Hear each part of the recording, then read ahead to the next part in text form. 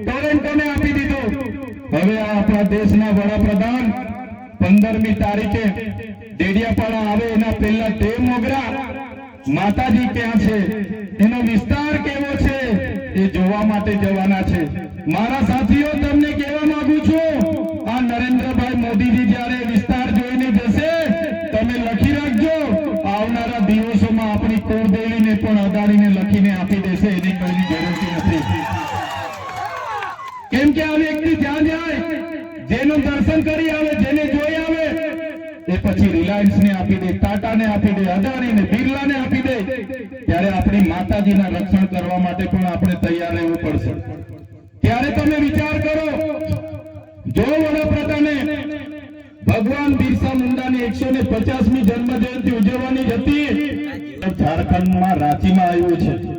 આ દેશનો ગૌરવ યાત્રાનો કાર્યક્રમ હતો અને ભગવાન બિરસા મુંડાની જન્મ જયંતિ તમારે ઉજવવાની હતી.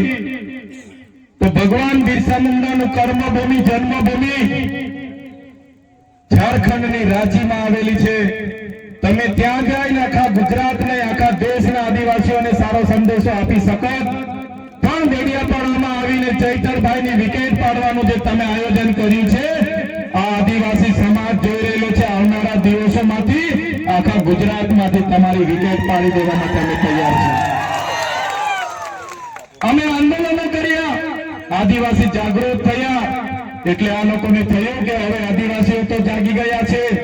ધીરે ધીરે ચૈતરભાઈ સાથે જવા લાગ્યા છે, આમ આદમી પાર્ટીમાં જોડાવા લાગ્યા છે, ગોપાલભાઈ ઇટાલિયા, ઈસુદાનભાઈ ગઢવી, અરવિંદ કેજરીવાલ સાથે જવા લાગ્યા છે.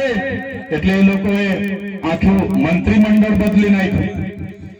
વડીલો જે પ્રકારે કહે છે, કોઈ ભેંસ ઓછું દૂધ આપે તો એના ખીલા બદલવાનું નથી રહેતું, ભેંસ બદલી નાખવી પડે છે. નાખવી પડે છે કે નથી નાખવી? ત્યારે આ લોકો મંત્રી બદલે છે. પણ મારા તમામ આગેવાનો, તમામ વડીલોને, માતા બહેનોને કહેવા માંગુ છું, આવનારા દિવસ